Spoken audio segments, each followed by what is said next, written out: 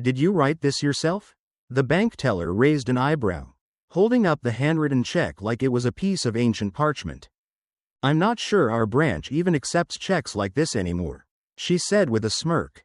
A snicker echoed from a younger teller behind the desk. Better make sure it's not $10 from 1963. The old man stood still, leaning on a weathered cane. His tweed jacket was frayed at the cuffs. His shoes cracked at the soles. Behind thick glasses, his eyes were calm, almost too calm. Just scan it, he said quietly. If there's a problem, I won't hold it against you. The teller shrugged, slid the check into the scanner, and froze. A soft beep sounded, then another. The screen blinked twice. Access granted. Priority client. Executive override required. A silence spread through the lobby. The bus hissed as it came to a stop on 8th Avenue.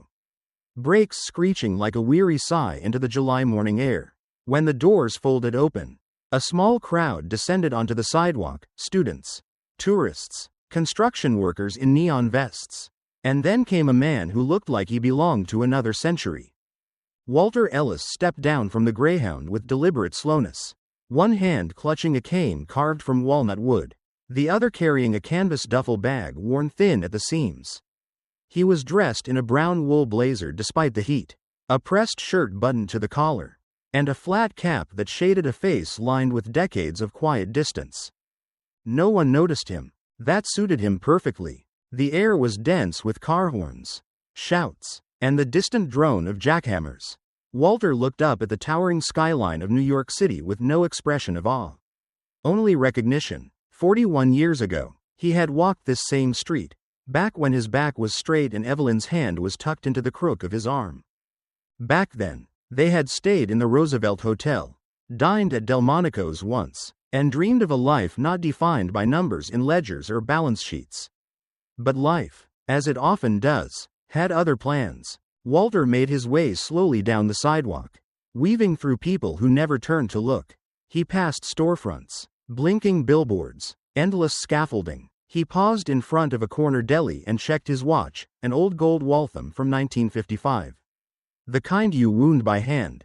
It still ticked, stubbornly loyal to time. He entered a small motel on West 34th, just across from a shuttered pawn shop. The clerk didn't look up from her phone. I'll need a room for 3 nights, Walter said. ID and payment?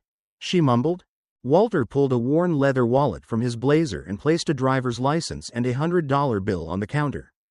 The clerk glanced at the ID, raised an eyebrow at the date of birth, 1939, and then handed him a key without another word. The room smelled like bleach and old curtains. The air conditioner rattled as if choking on dust. Walter didn't mind. He had stayed in worse places.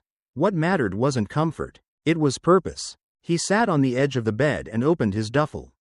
Inside were only 3 items: a leather-bound ledger, a stack of official bank documents yellowed with age, and a sealed envelope labeled in delicate handwriting.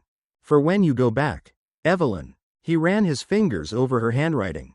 Still elegant after all these years. He didn't open it, not yet. Walter set the envelope aside and flipped open the ledger. The pages were filled with dates, notes, bank references, names of contacts, most crossed out, and transactions going back to 1972. He skimmed through until he reached a bookmarked page dated November 4, 1981, the day he and Evelyn made the first investment in something called Stratton and Pine Technologies. It was a small company then, barely more than 3 engineers and a dream about compact energy storage. Everyone laughed. The Ellis couple didn't. They invested $6, half of their savings, against the advice of every financial advisor they'd ever met. That investment, over 4 decades, had quietly multiplied, but Walter had never withdrawn a dime.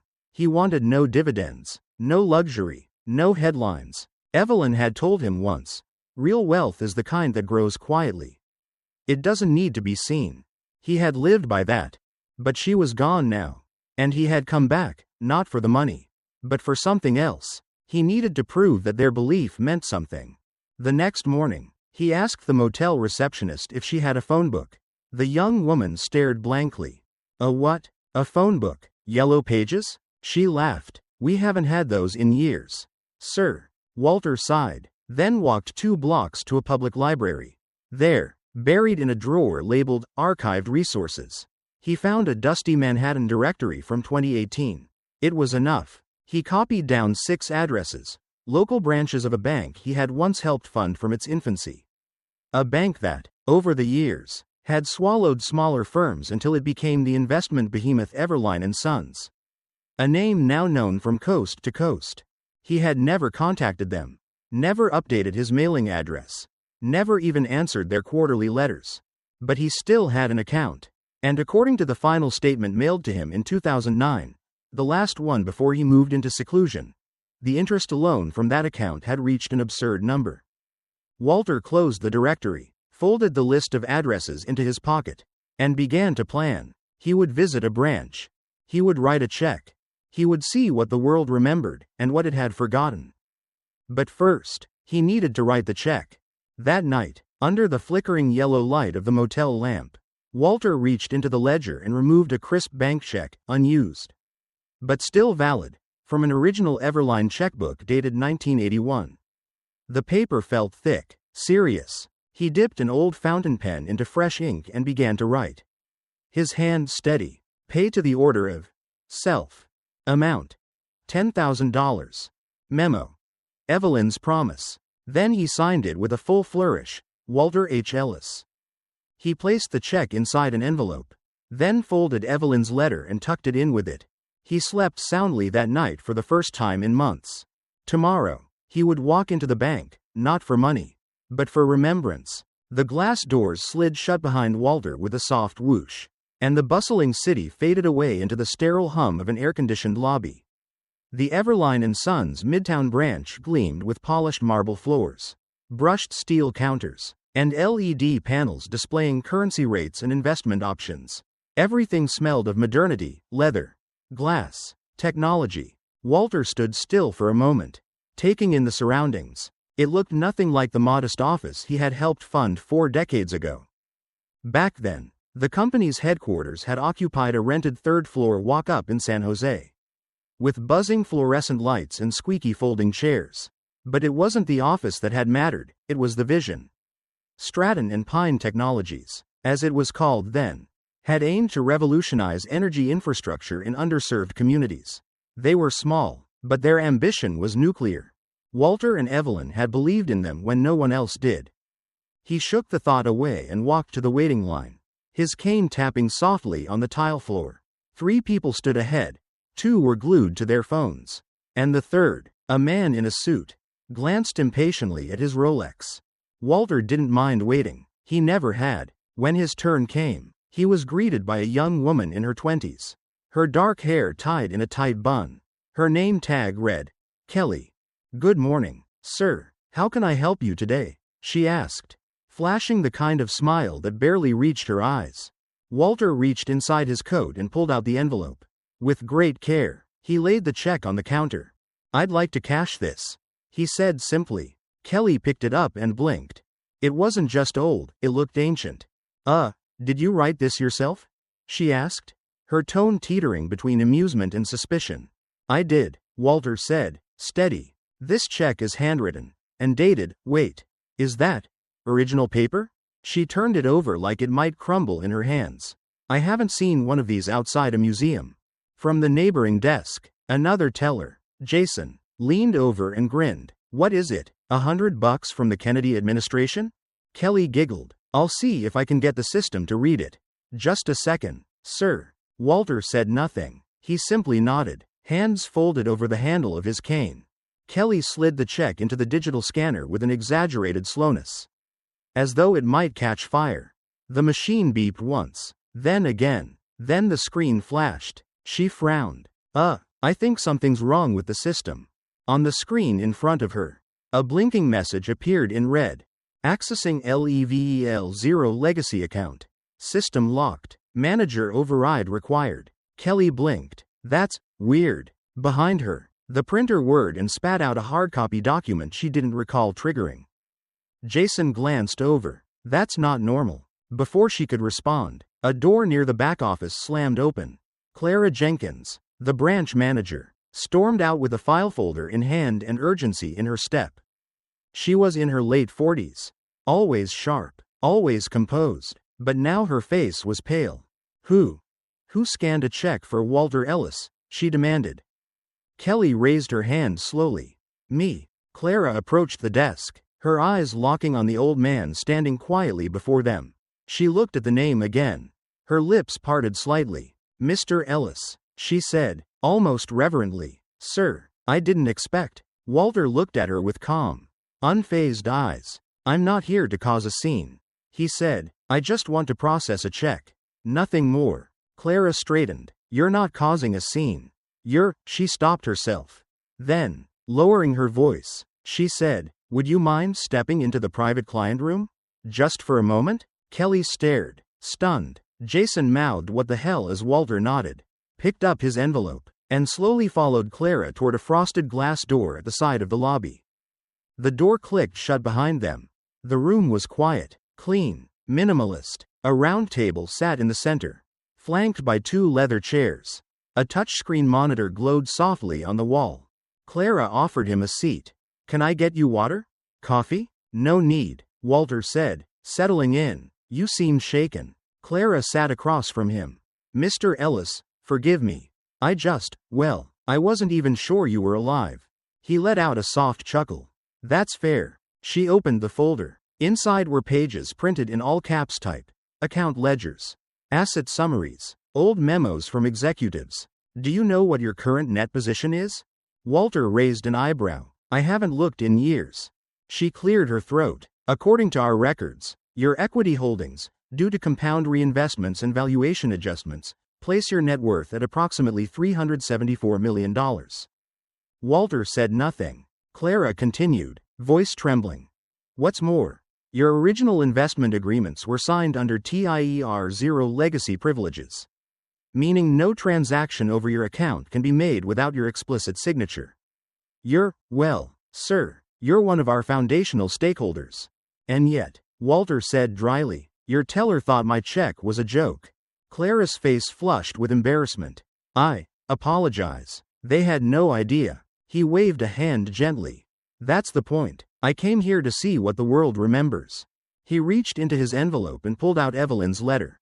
I made a promise, he said, not just to your institution, but to my wife. She believed in your founders before you even had a logo. Clara sat back. Odd. She must have been extraordinary. She was, he whispered. Clara leaned forward slightly, resting her elbows on the glass table, fingers intertwined in front of her. The old check still sat between them, elegant, dignified, and absurdly out of place among the touchscreens and digital scanners. Would you mind, she said softly, telling me how it all started? Walter looked past her, eyes distant, not in avoidance but in memory. He inhaled slowly and let the years roll back.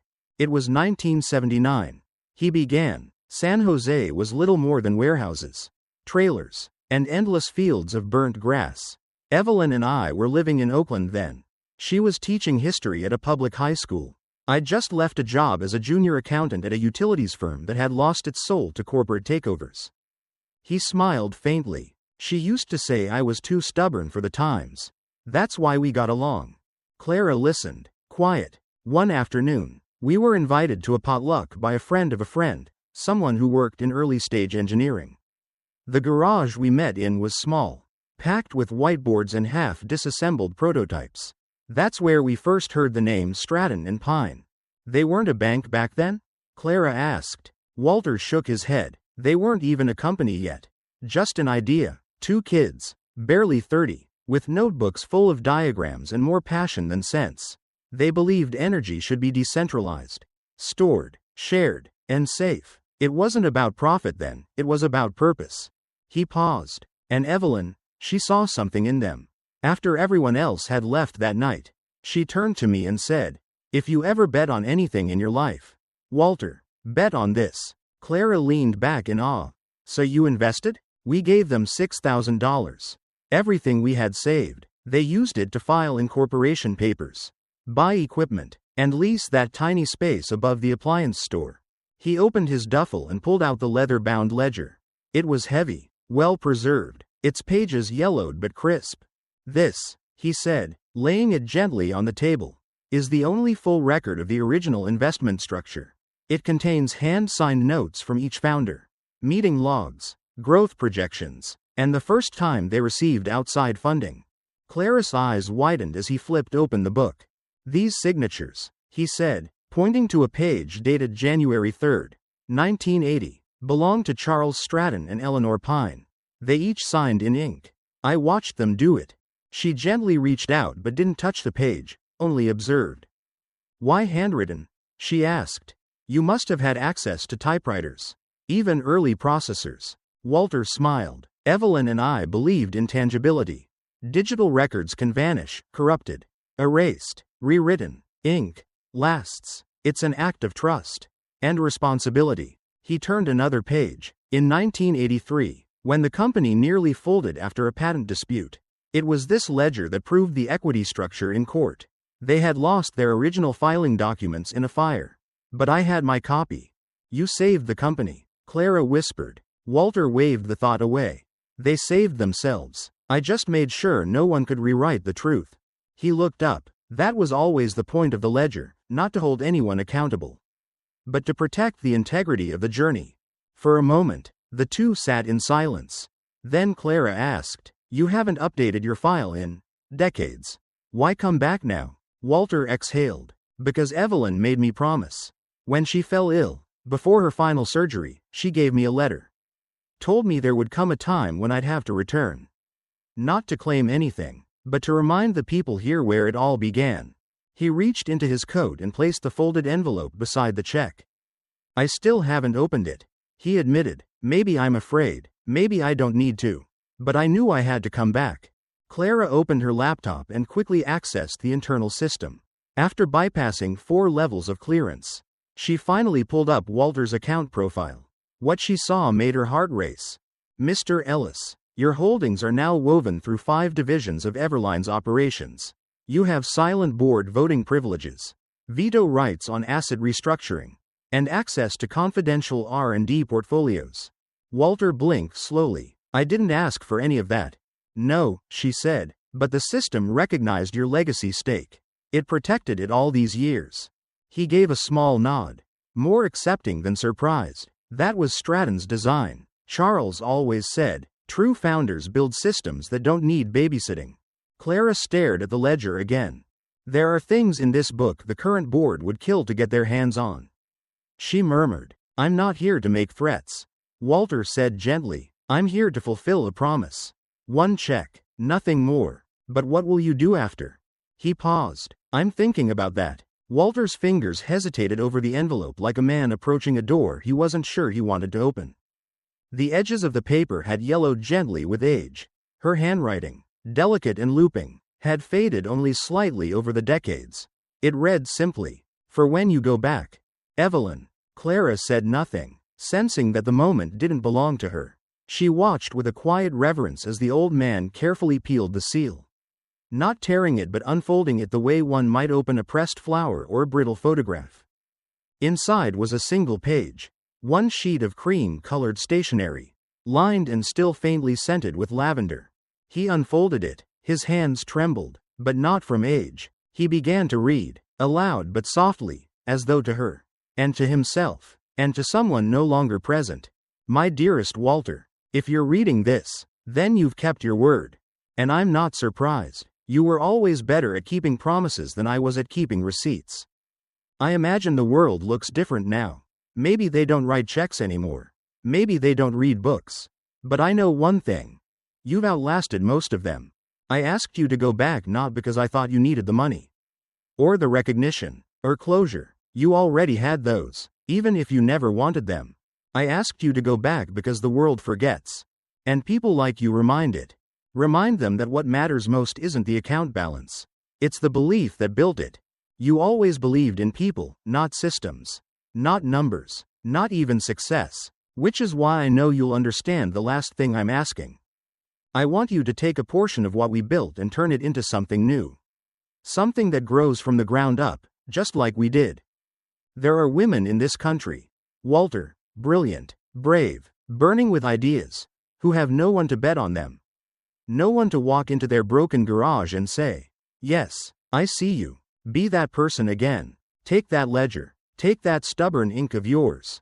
And write a new beginning for someone else. It's not charity. It's a circle. One you and I never finished.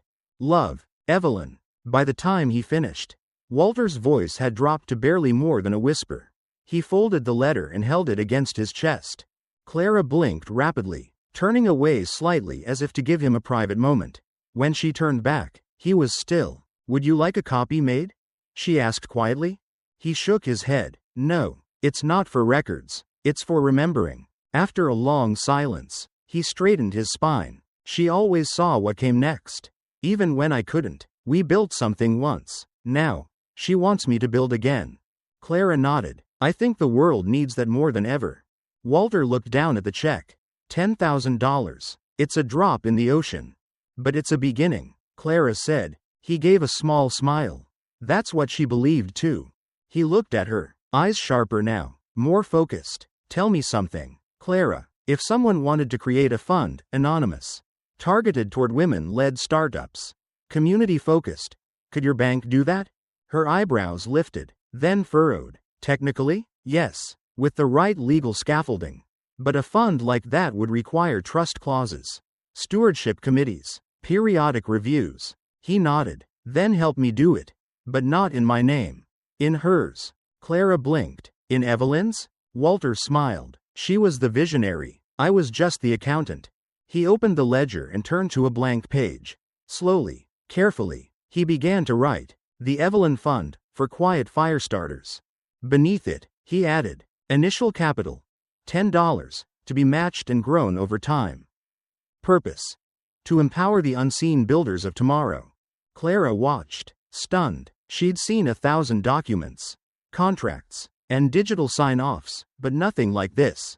There was something unbreakable in the ink. Something rooted. I'll talk to our legal and philanthropic advisors, she said, but I'd like to oversee this myself.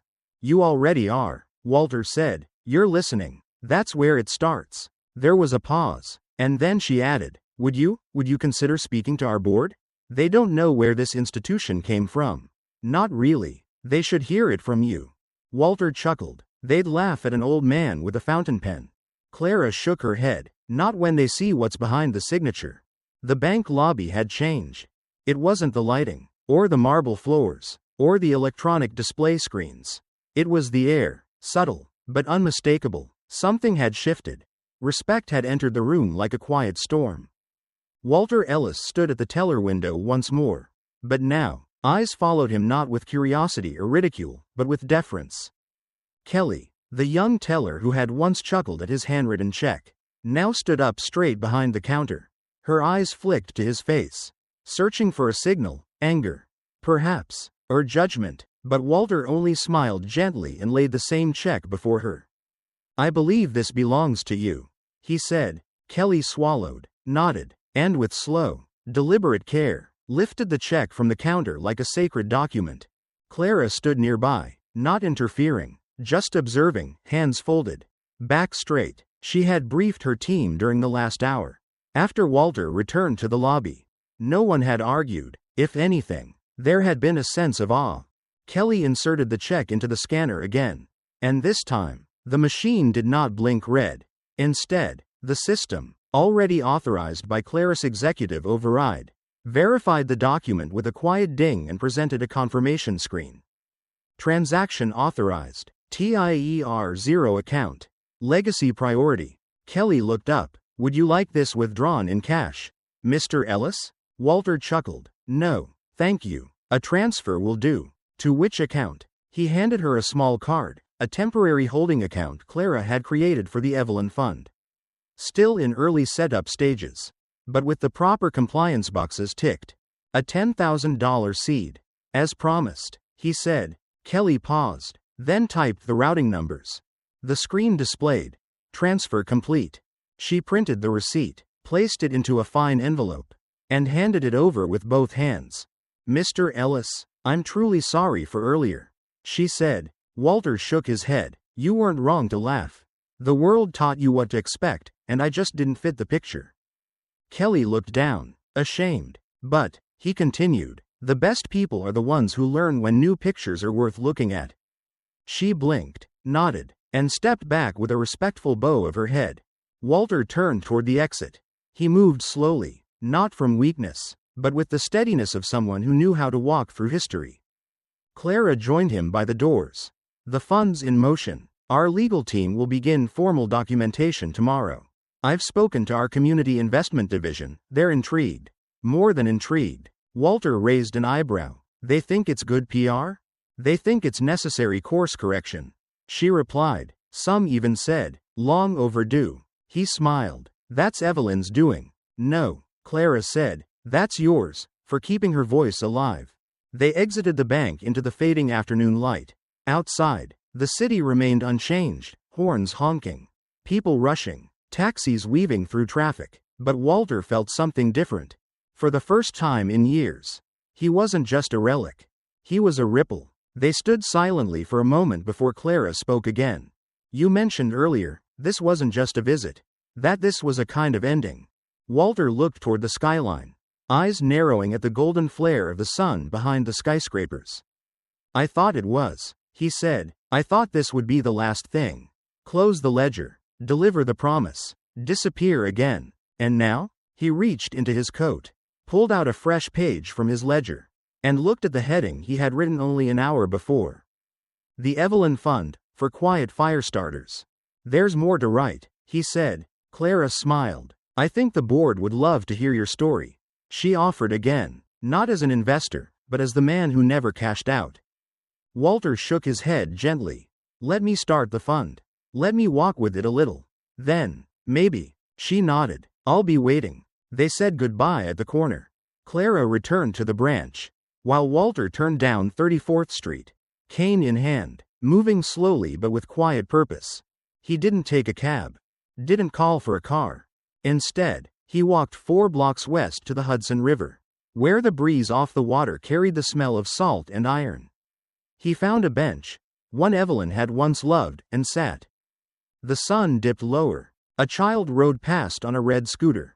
A jogger paused to stretch. Somewhere nearby, a saxophone played faintly from a rooftop. Walter opened the envelope again, not Evelyn's letter, but the fund documentation Clara had printed. He placed it flat on his lap and began writing with his fountain pen. Under the line that read, Vision, he wrote, to invest in voices no one hears, and build things that do not shout, but endure. Under founder's intent, he added a single sentence. This fund exists because someone believed in me before I deserved it. He paused, his pen hovering over the paper, then added, now it's time I return the favor. Clara Jenkins sat in her office. The door closed, blinds drawn. The bustle of the Everline & Sons Midtown branch moved on as usual outside her glass walls. But inside, everything felt still, frozen. Her laptop screen glowed softly in the dim light. The subject line at the top of the flagged system alert read, Confidential Stakeholder Access, Tier 0. Greater than File. The Ellis Protocol.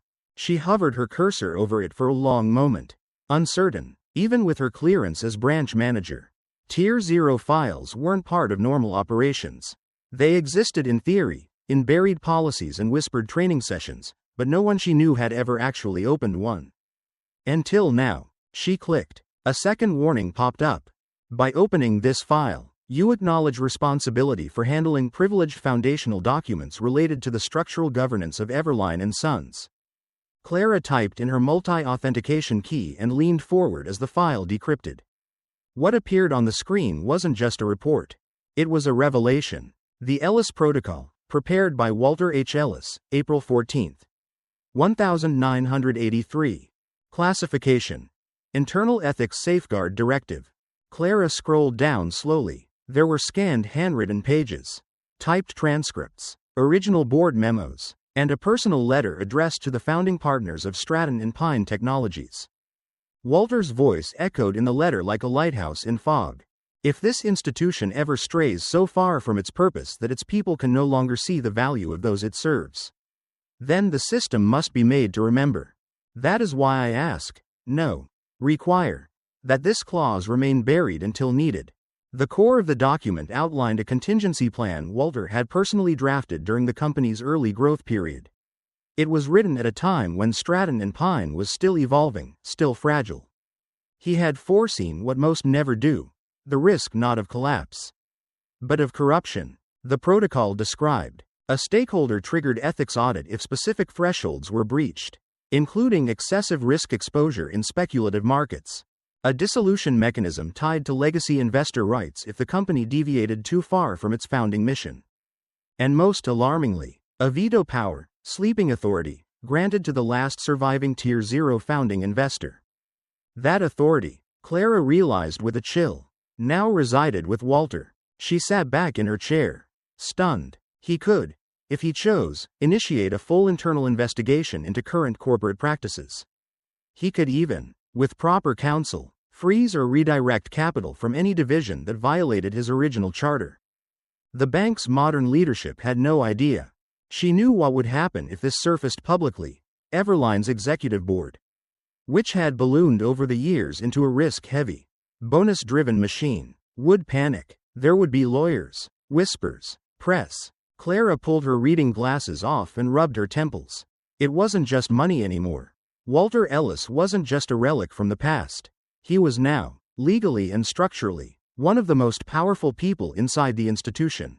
She remembered the way he had written the words "the Evelyn Fund" with slow care, like someone carving a name into stone. He hadn't come to tear anything down. But what if he needed to? Later that evening, after the branch had closed, Clara printed the documents from the protocol. She placed them into a thin black folder marked only with a post-it. Ellis, personal, eyes only. She sat there for a long time, staring at the folder. Should she show it to him? Would it overwhelm him? Would it make him walk away? Or worse, would he feel obligated to act? She thought about the young tellers, the small business clients they served. She thought about the quarterly briefings from upper management, about cutting community grants to increase high-risk portfolios, about eliminating branches in rural towns for efficiency. Maybe the bank needed reminding. Maybe Evelyn knew that too. Clara took a deep breath, stood up, and turned off the light. The warm glow of dimmed pendant lights bathed the restaurant in amber. Walter Ellis sat in a corner booth, his coat draped neatly beside him, his cane resting against the wall. The half-eaten plate of pasta had long gone cold, but he hadn't moved to finish it. His coffee, untouched since it arrived, had lost its steam. He wasn't waiting for a meal. He was waiting for something heavier. The bell above the front door jingled. Walter turned just slightly as Clara Jenkins stepped inside. She was out of uniform now, no blazer, no name tag, just a simple navy coat and a nervous expression. Tucked beneath her arm was a sleek black folder, unmarked except for a single yellow post-it labeled Ellis, personal, eyes only. Clara spotted him and walked over with quiet purpose. "Evening," she said as she slid into the booth across from him. "I had a feeling I'd see you again today." Walter replied with a half-smile.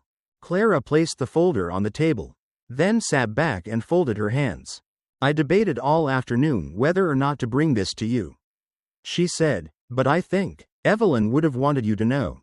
Walter looked down at the folder but didn't touch it. "I assume that's not a dinner menu." "No," she said softly. "It's a legacy clause. A file buried in our Tier 0 archive, triggered the moment your account was reactivated." She paused. "It's called the Ellis Protocol." Walter blinked. "I drafted something by that name once," he said slowly, "but I never thought they'd keep it." "They didn't just keep it. They sealed it, digitized it, and set it to awaken only under very specific conditions." Walter finally reached out and opened the folder. As he read, the candlelight flickered across his lined face. His eyes moved methodically, never hurried, never startled, just deepening with each paragraph.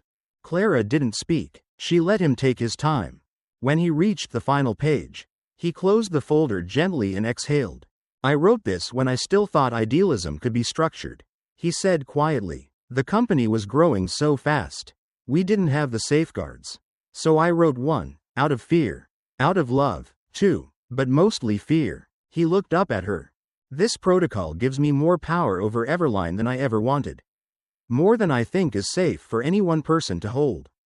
Clara nodded. "But you do hold it, Mr. Ellis. You're the last living Tier 0 signatory.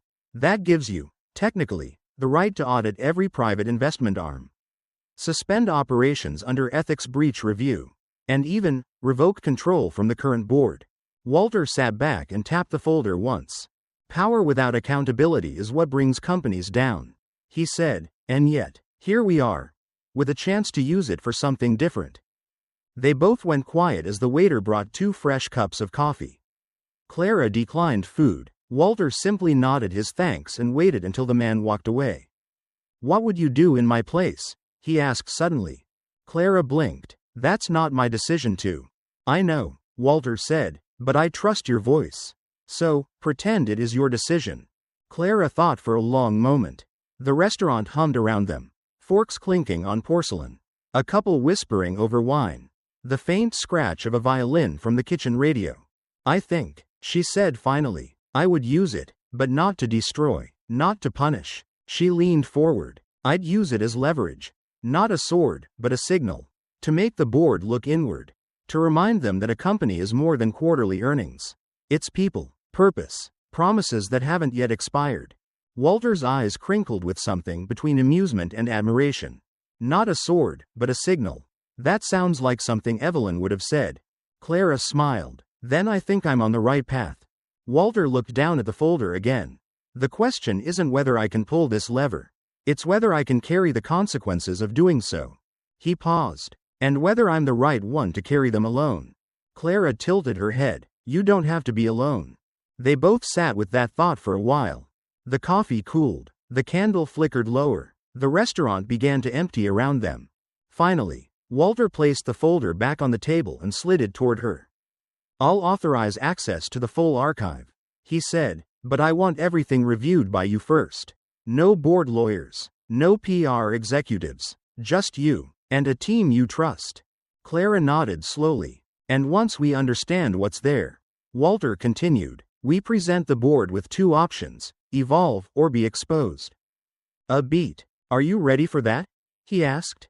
Clara didn't hesitate. I've been ready since the moment I read Evelyn's name.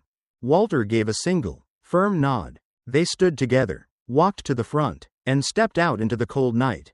A soft rain had started to fall, speckling the pavement like new ink on an old page. Walter lifted his coat collar, and Clara opened her umbrella. He turned toward his motel but paused. Clara, he said, before we do this, there's something you should know. She looked at him, puzzled. Evelyn didn't just ask me to return to complete a promise. She asked me to choose someone who could carry it forward. Walter looked her squarely in the eye. I think I've found that person. Clara Jenkins stood in front of the mirror in her apartment, fingers motionless over her blouse buttons. It was still early, the sun barely brushing over Manhattan's skyline. But she had already been awake for hours. She wasn't rehearsing a pitch. She wasn't prepping a slideshow. She was bracing for a quiet rebellion. Today wasn't just about numbers or legacy clauses. It was about integrity, and how much of it still remained inside the walls of Everline and Sons. On the small table beside her coffee mug sat a black folder labeled, The Ellis Protocol, and next to it, a leather notebook Walter had personally lent her, his own copy of the original investment charter from 1981. She had read every page twice, and then a third time. Walter had done more than invest in a company. He had invested in the soul of one. And now it was up to her to prove that soul hadn't been lost. At 8:40 a.m., Clara entered the Midtown branch of Everline. Her usual greeting nods were met with quiet glances, respectful, but cautious. Rumors had already begun to circulate. The old man, the handwritten check, the manager's closed-door meeting. Clara didn't confirm or deny anything. She went straight to her office. Inside, waiting for her, was someone she had invited in confidence, Jonas Reed, a senior compliance officer nearing retirement, known for his candor and institutional memory. She trusted him more than anyone on the inside. This is off the record, she said as she closed the door. Jonas raised an eyebrow. That sounds like the beginning of a very expensive sentence. She handed him the Ellis Protocol and waited while he skimmed the summary. When he looked up, his voice was quiet. Where did this come from? Walter Ellis. Jonas sat back. I thought he was a ghost story. He's flesh and blood, she said, and he's watching now. He flipped through a few more pages. If this gets out, I'm not here to blow it up. Clara said, I'm here to build something real, starting with a fund that honors the original mission. But I need to understand the risks. Jonas rubbed his temples. The board's been pushing speculative portfolios for years. This protocol? It's a grenade. Even if we don't pull the pin, just holding it could make people nervous. That's why we handle it carefully. Clara said, just you, me, and one more person. The next call she made was to Lena Thornton, a former head of Everline's now defunct Community Impact Division, forced out 5 years ago after questioning the shift toward profit-first restructuring. Lena arrived within the hour. This feels like a resurrection, she said, flipping through the handwritten fund charter from Walter's ledger. We used to call this responsible finance. Now they call it sentimental. Can you help me map a pipeline? Clara asked. I want the Evelyn Fund operational within 30 days. Lena smiled. I've been waiting for someone to ask me that for years. While Clara was building her team behind the scenes, Walter was walking 3 blocks west of the bank to a converted warehouse on West 39th Street. Inside, tucked behind a coffee roasting co-op, was a startup accelerator called Seedlight, a space for early-stage founders focused on sustainable innovation. Walter had received a tip from Clara that morning. A young woman named Tessa Rodriguez, 29, had just pitched a prototype for portable solar storage units designed for low-income housing complexes. She had been rejected by every venture firm in the city. Walter asked for 10 minutes of her time. Tessa met him at the entrance, eyebrows raised at the sight of an elderly man in a brown wool coat with a walking cane and a canvas notebook in his hand. You're not from Forbes, are you? She joked nervously. Walter smiled. No, but I'm from something older than Forbes.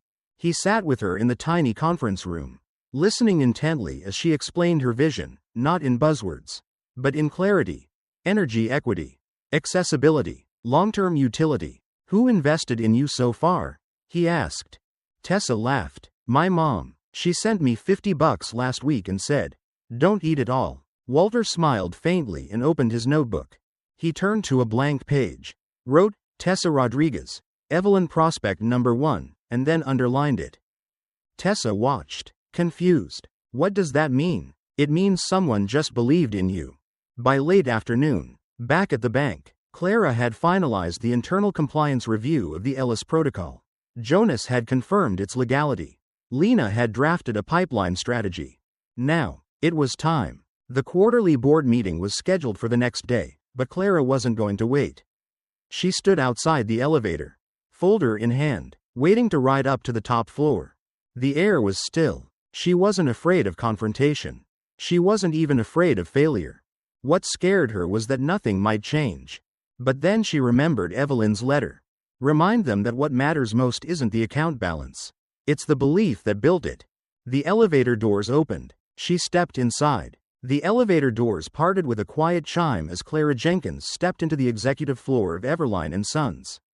It was a world away from the Midtown branch, a sanctuary of dark walnut paneling, custom-designed art installations, and a glass wall offering a panoramic view of the New York skyline.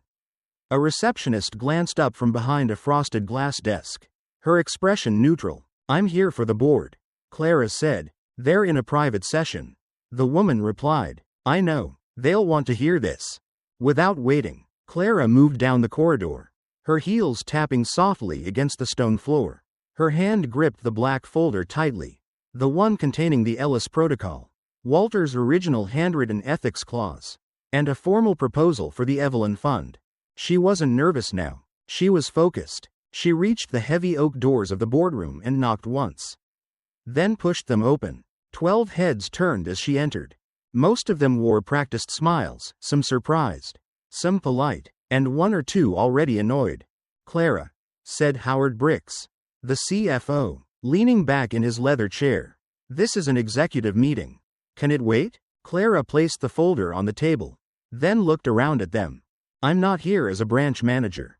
I'm here on behalf of Walter H. Ellis, TIER0 stakeholder, founder-level investor, and legal signatory of the original Stratton and Pine Charter. Silence. The name landed like a dropped glass. Even those who had only heard it in passing froze. She opened the folder and turned it around so they could see the top page. The Ellis Protocol, Confidential Ethics Clause. Enacted Authority. Legacy TIER 0 Signatory. Clara spoke slowly. This document was sealed in 1983.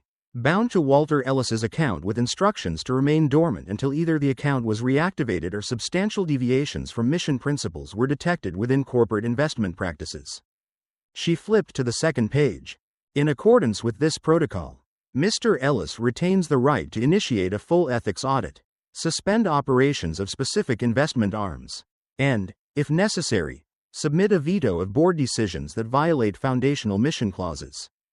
Bricks scoffed. This is ancient. That document predates Everline's current charter. But not its DNA. Clara said sharply. Your charter evolved from Stratton and Pine. Not in spite of it. This protocol remains valid under our own legal bylaws, which none of you ever revoked. You couldn't, because TIER 0 protections were grandfathered into every merger. The room grew still. Then Meredith Lang, head of legal affairs, adjusted her glasses. You're saying an 80-something-year-old man can dismantle our entire portfolio strategy with a piece of paper? I'm saying he can question the ethics of it, Clara replied, and if that scares you, maybe it should. Lang opened her laptop. Even if it's enforceable, litigation would bury it for years. Unless the board voluntarily honors the clause, Clara said, laying down the second folder. The formal draft of the Evelyn Fund. Mr. Ellis isn't asking for retribution, she said. He's asking for restoration, to seed a fund, named for his late wife, that returns capital to underserved innovators. To reinvest not in risk, but resilience. Lang glanced toward Bricks, whose jaw clenched. This isn't just about one man and his nostalgia. Clara continued. This is about our institution forgetting where it came from. She stepped forward, voice firm. You can choose to fight a legacy investor and risk public exposure of the protocol, which I guarantee will attract interest from media, regulatory bodies, and other silent stakeholders. Or, you can honor the promise that built this company, quietly, respectfully, and begin again. The boardroom sat in stunned silence. For a moment, the only sound was the whir of the HVAC. Then Alton Wells, the oldest board member, cleared his throat. I remember Walter, he said. I was a junior analyst back in the early days. He was the only one who never cashed out. Said a man shouldn't collect on belief until belief has fully bloomed. He looked around. You're all looking at this like a threat. But maybe it's a gift. An overdue chance to correct our course before someone else forces us to. Lang pursed her lips. What exactly are you proposing, Clara? Clara opened the final page. A resolution draft. Adopt the Evelyn Fund as a parallel initiative under Everline's Community Capital Branch. With initial matching capital of $10 million over 5 years. Reviewed by an independent ethics advisory panel, including a seat held by Mr. Ellis or his appointed successor. And if we refuse? Bricks asked. Clara smiled faintly. Then I release the protocol to our TIER 0 investor mailing list. And you'll have far more than just Walter Ellis to answer to. Hours later, back in her office, Clara sat in silence, watching the city through the window. Her phone buzzed. A text from Walter. You carried it well. Evelyn would have been proud. Let me know what they decide. I'm ready for both roads. She typed back. They voted 9-3 in favor. The fund is born. A long pause. Then another message came. Now let's find someone to light the first match. The loft in Brooklyn smelled faintly of solder, dust, and burnt coffee. It wasn't glamorous, just 4 walls of exposed brick, a single skylight, and a sea of mismatched desks cluttered with circuit boards, wire spools, half-drunk cans of energy drinks, and the soft hum of machines that hadn't slept in days. In one corner, under a hanging bulb, a young woman hunched over a half-built prototype, goggles pushed up into her frizzy hair. Walter Ellis sat nearby on a repurposed steel stool, his cane leaning against the table. In front of him was a folder stamped EV1 Evelyn Fund Nominee #001. The paper inside was simple. No legal jargon, no corporate conditions, just a letter of award. A commitment of $25 in early-stage non-equity seed support. And a note handwritten in fountain ink. This isn't a transaction, it's trust. Build something worth believing in. W.E. Tessa Rodriguez looked at it like it might disappear. Her fingers trembled slightly as she picked up the document. Her mouth moved, but words didn't come. "Are you all right?" Walter asked gently. She sat down across from him. Slowly, as if her legs had stopped listening to commands. Her dark eyes, framed by exhaustion and disbelief, blinked twice. "I've pitched 27 times in the last 2 years." She whispered. 27. "I've been told I'm too small. Too early. Too niche. That I should pivot. That I should build something they can sell faster. That low-income housing isn't scalable." Walter smiled softly. "Sounds like you've been talking to the wrong people." Her voice cracked. "You're the first person to say yes." He shook his head. "No, Tessa, I'm just the first person to say yes on paper. But you already said yes to yourself the moment you refused to give up." She looked down, trying to hide the tears building behind her lashes. "Why me?" she asked. "Why not someone from an Ivy League or a polished pitch deck?" Walter reached into his coat and pulled out Evelyn's letter, the one she had written before her passing. The one he had carried across state lines, unopened for 30 years. He placed it on the table between them, beside the funding letter. "Because you remind me of her," he said. Tessa looked up. "My wife, Evelyn. She had a fire in her," he said, not loud, not showy, but bright enough to last through anything. When people told her no, she kept building. When the world told her she didn't belong in finance, she wrote our entire investment plan by hand and made sure her name sat at the top." He paused. "She told me that one day I'd meet someone like her, and I'd know." Tessa wiped her eyes with the back of her sleeve. "I don't even know what to say." "Then don't say anything," Walter said, standing. "Just build it. Make this place a little less dark." She stood too and held out her hand. "Thank you." He didn't shake it. Instead, he placed both hands on hers and said, "You don't owe me thanks. Just promise me you'll pass it forward when the time comes." "I will." He nodded. And for the first time in a long while, he believed the future might be worthy of the past. Later that evening, Walter sat on a bench outside the loft as the city softened into dusk. People passed by, unaware. A few feet away, a boy rode past on a skateboard, his laughter echoing between the buildings. A neon sign buzzed to life over a sandwich shop across the street. Clara joined him 15 minutes later, a takeaway coffee in hand. "She signed?" she asked. Sitting beside him, Walter nodded, didn't even hesitate. Clara sipped her coffee. "I looked her up. She dropped out of NYU 2 years ago to care for her mother. Works 3 part-time jobs. Sleeps maybe 4 hours a night. She's what the world keeps underestimating." Walter said. "Well, she's not underestimated anymore," Clara replied. "Not if she's got a fund named after Evelyn behind her." Walter leaned back, looking up at the stars just barely visible through the city haze. "I think we just lit the first match." It began with a memo. Just one, tucked inside a performance report from Everline & Sons Community Capital Division. The language was neutral, almost forgettable. Recommendation for periodic impact reassessment regarding legacy-aligned initiatives, but the footnote was unmistakable. Reference: Ellis Protocol, Evelyn Fund, Board Ratification, see Case EV1. By the end of the week, 5 other departments had started referencing it too. Within 2 weeks, things began to shift. At first, it was subtle. Junior associates whispering in the hallway after meetings. A manager pausing before greenlighting a questionable overseas investment. Then came the internal email threads, staff sharing Evelyn Fund updates, celebrating Tessa Rodriguez's solar prototype, attaching videos of her team's grassroots pitch events across Brooklyn. The fund's internal directory, intended only for private stakeholders, had been accessed over 300 times in one day. The message was clear. People were watching, and not just inside the bank. On a Thursday morning, 2 weeks after Walter's first visit, an article appeared on the Financial Sentinel, a respected online column run by veteran journalist Alma Kane.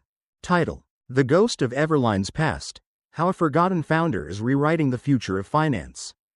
It was sharp, clean, and devastatingly eloquent. Alma had done her research. She traced the origins of Stratton and Pine, the handwritten investment ledgers, the sealed Ellis Protocol, and even Evelyn's final letter. The piece painted Walter not as a relic, but as a reckoning. And the article went viral. By noon, Clara had already received 5 interview requests and 2 speaking invitations for ethics summits. By evening, a handful of legacy investors, who had long fallen silent, had contacted the fund's temporary email, asking if they could redirect their shares. By midnight, Everline's boardroom was in panic mode. In a private video call the next morning, CFO Howard Bricks, Meredith Lang, and 3 other senior board members met behind closed doors.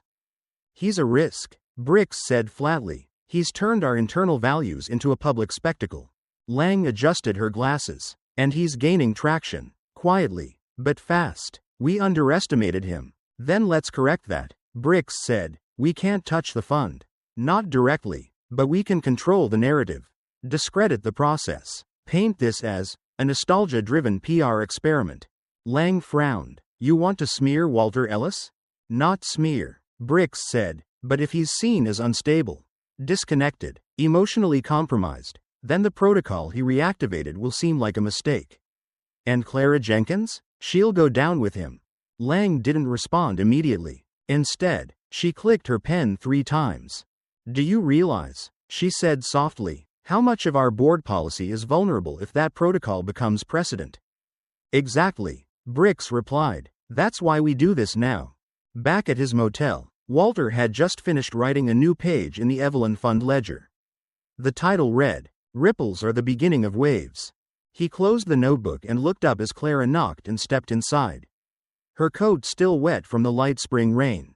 "We're stirring things up," she said. He chuckled. "I can feel it. Even the city feels different." She handed him a stack of printouts. Alma Kane's piece, comments, investor inquiries, media inquiries, and this, she held up an envelope, is from NYU. They want to host a keynote session with you at their next Finance and Legacy Symposium. Walter looked at the envelope, then back at her. "I'm not sure I'm the speaking type anymore." "You don't have to be perfect," she said, "just present." He nodded slowly, fingers brushing the top of the envelope, then paused. "I want to visit the rooftop again," he said, "where Evelyn and I used to sit. The old library downtown." Clara smiled. "Tomorrow?" He nodded. "Tomorrow." But that night, something unexpected happened. At 11:43 p.m., Clara received a call. An anonymous tip. A voice, female, clipped, anxious, spoke over a muffled line. "They're compiling a file on Ellis. From internal HR archives. Trying to question his mental fitness. There's even a retired psychiatrist on their list. They're preparing to challenge the protocol's validity on the grounds of diminished capacity." The call ended before Clara could ask more. She stood frozen for several seconds, heart racing. Then she grabbed her coat and the fund ledger. It was time to warn Walter. The wind was sharp on the morning of the board confrontation. Walter Ellis stood at the steps of the Everline & Sons executive tower. His cane planted firmly beside his polished leather shoe. He wore a deep charcoal overcoat, buttoned to the collar, and in his hand, he carried a thin leather folder containing 2 items, Evelyn's original fund proposal and a single-page response he'd written the night before. Clara stood beside him, her jaw tight. "They may not let us speak," she warned quietly. Walter gave a small smile. "Then we'll speak before they can stop us." The glass doors opened. Inside, security waited, respectful, but clearly instructed to escort. Not welcome. Still, they didn't block his entry.